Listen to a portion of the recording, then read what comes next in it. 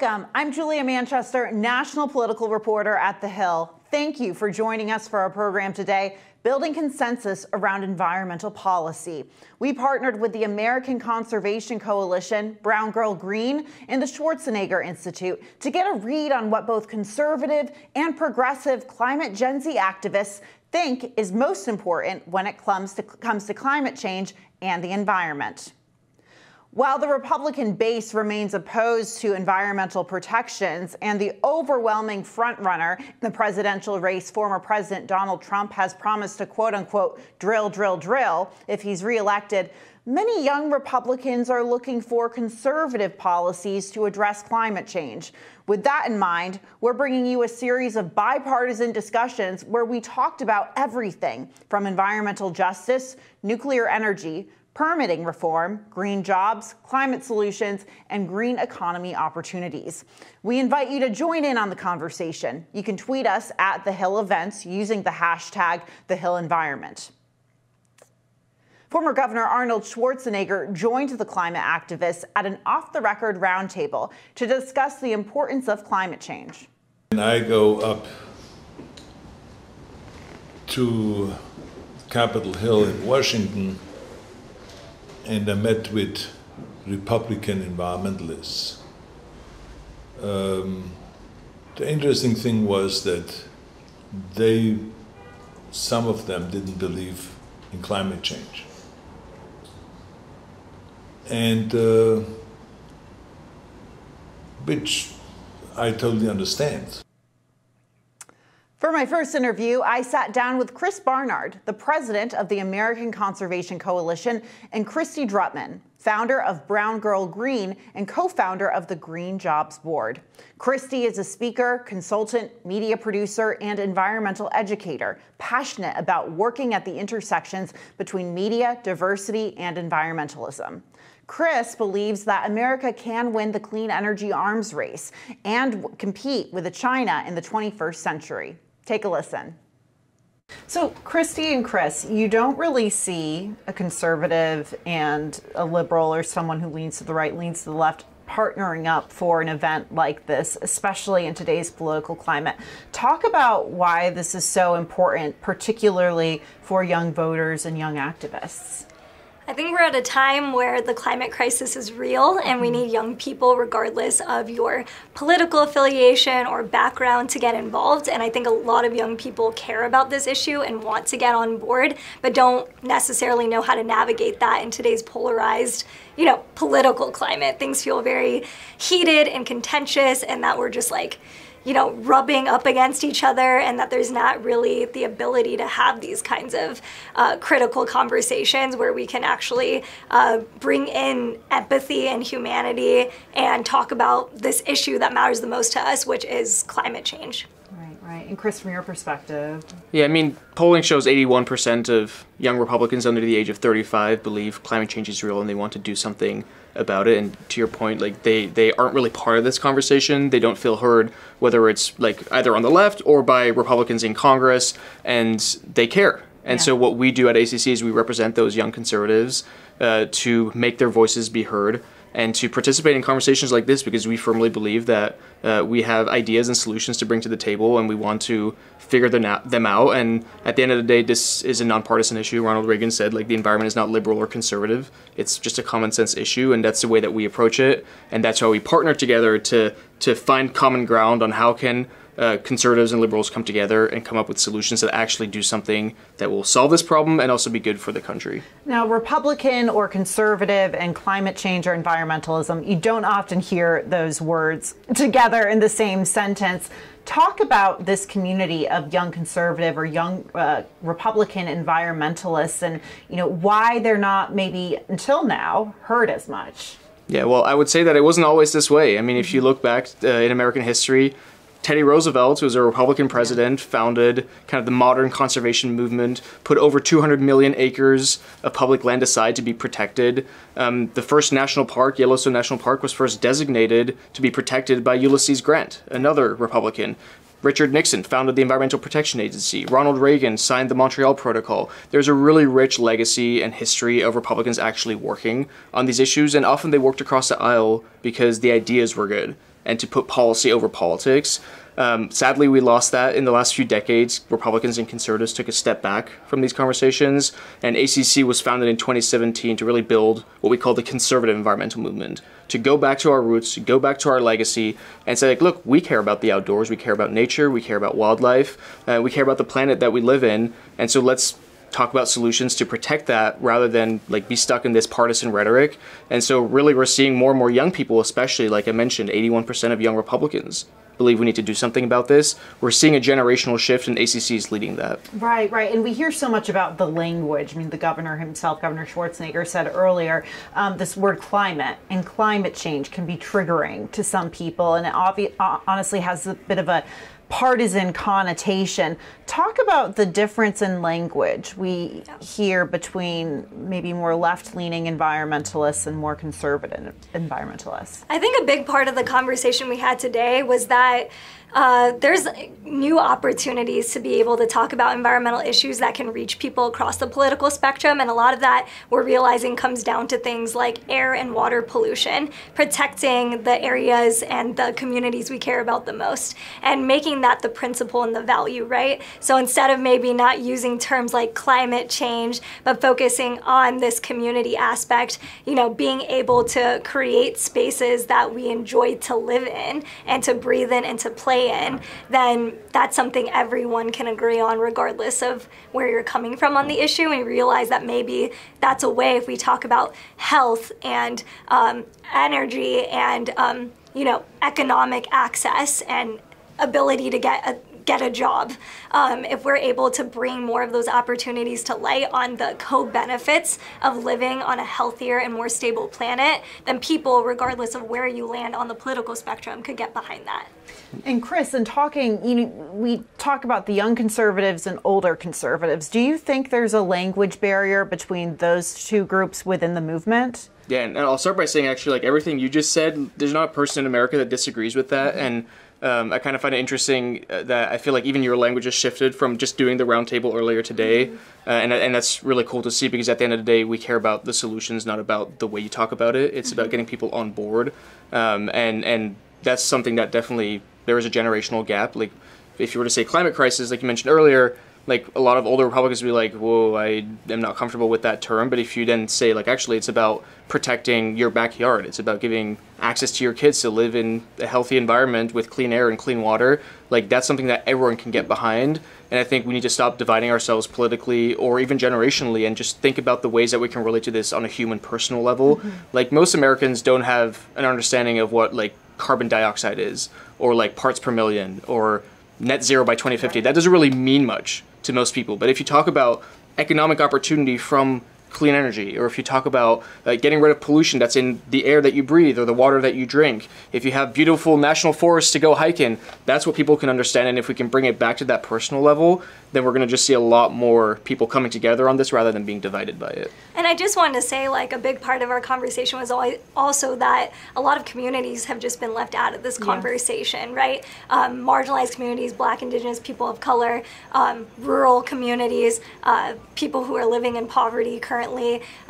All of this has been not necessarily prioritized at the level it needs to be when it comes to environmental protections. And we realize that with doing storytelling and bringing people into the conversation, we have to make sure that we are being translators and we're being bridge builders for all sorts of communities, and to recognize where our own biases lay, right? And how we're spreading these messages and communicating this to get people to take action. And Kristy, in a lot of your activism and with Browngirl Green, you've done a lot to uplift voices of color.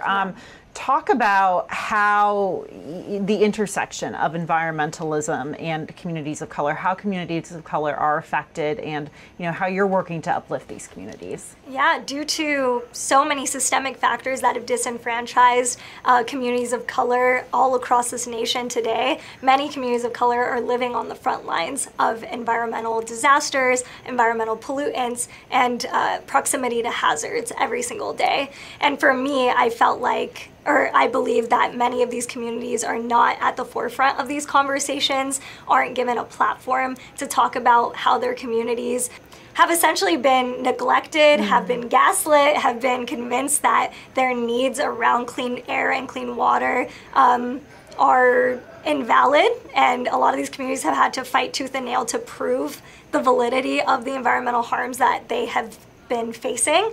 And for me, I feel like the intersection of these issues is that to bring these communities to the forefront and to make sure that their voices get heard, that has policy implications. So it's not just a matter of, oh, it's nice to have this storytelling. It can be a matter of life and death for a lot of communities.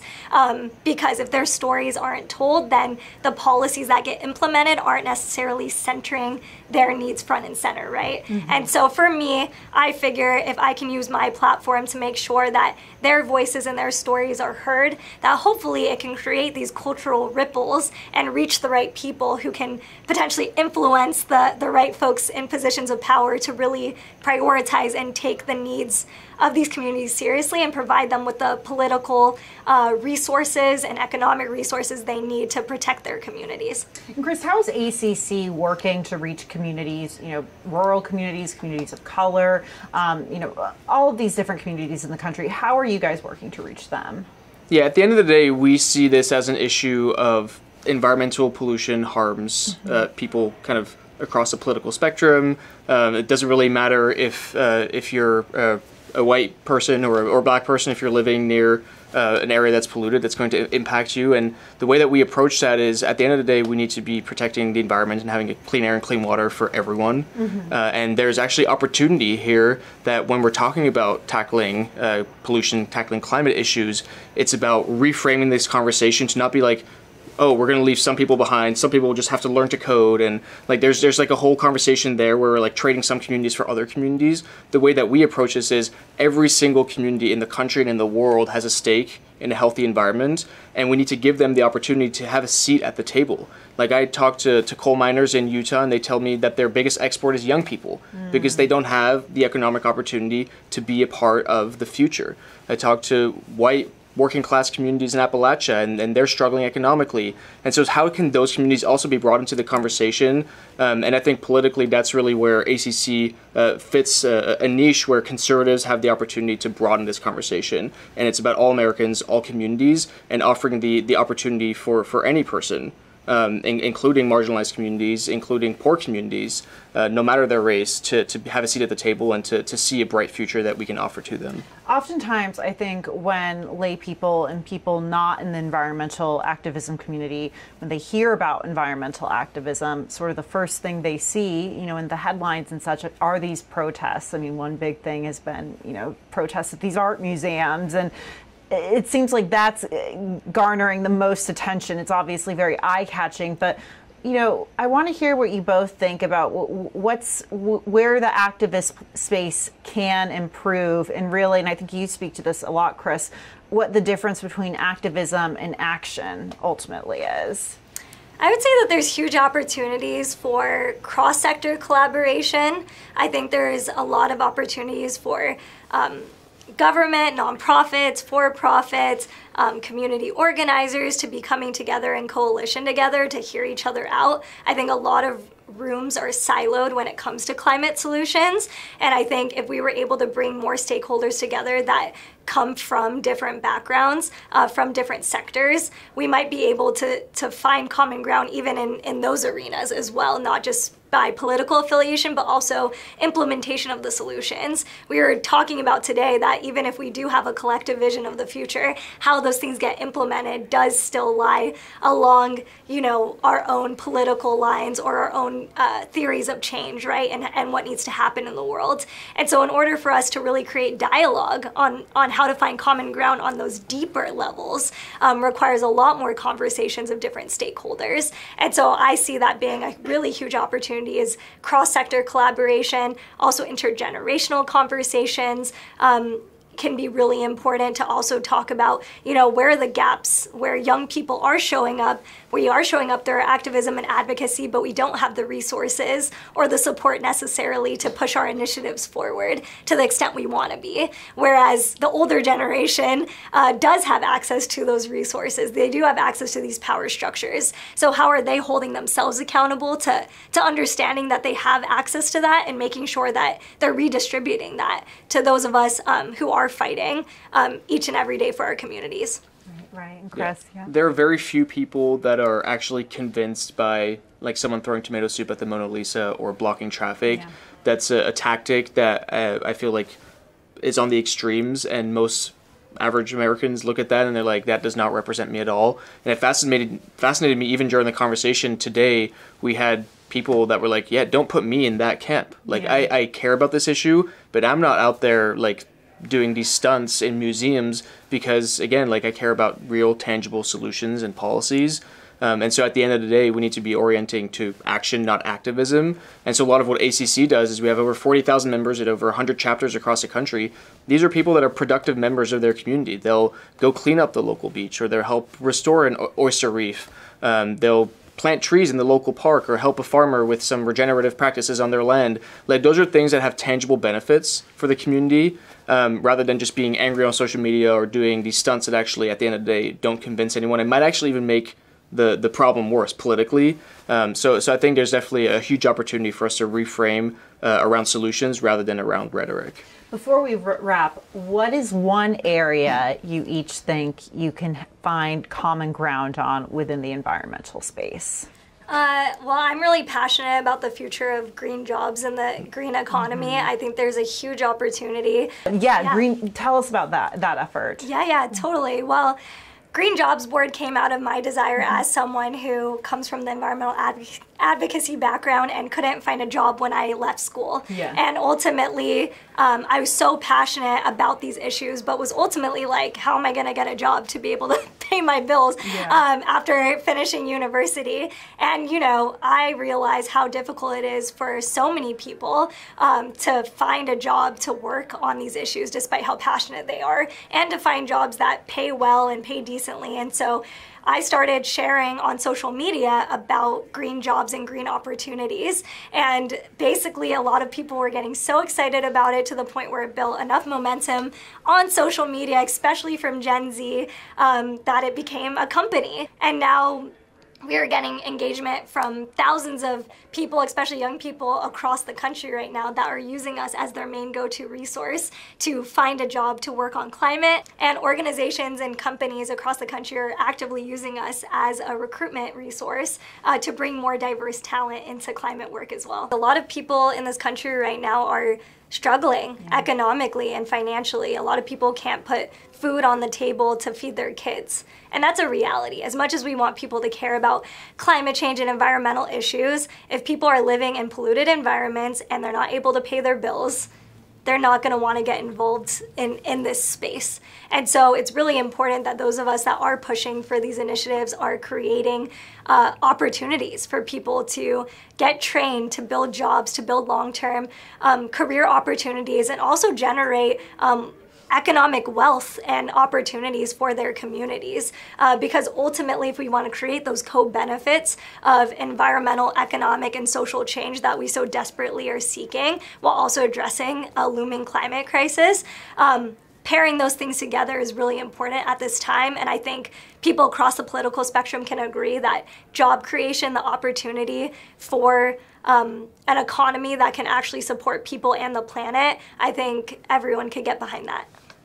Yeah, I mean, obviously we disagree on things. We might even disagree on a lot of things, but I think that was exactly something that that shows where there is common ground, that at the end of the day, tackling these problems is about offering opportunity and a new vision of the future.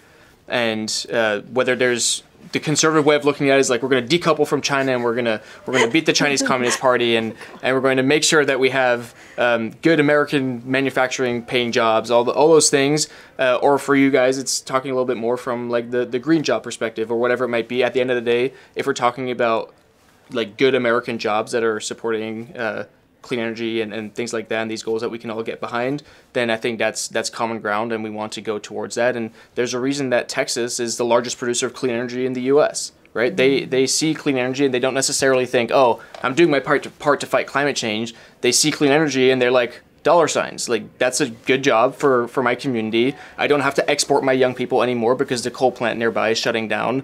And I think if we can just bring communities into the fold and meet them where they're at, that's just something really special. And I might have different language, you might have different language, there might be a ton of other things we disagree with, but if we can agree on that kind of basic principle that we've reframed this as an opportunity, then I think people can buy into that vision. Chris and Kristy, I think that does it for us. Thank you so much, and thank you for coming together. I think it's something really inspiring. Everyone needs to see. Thank you. Thank you.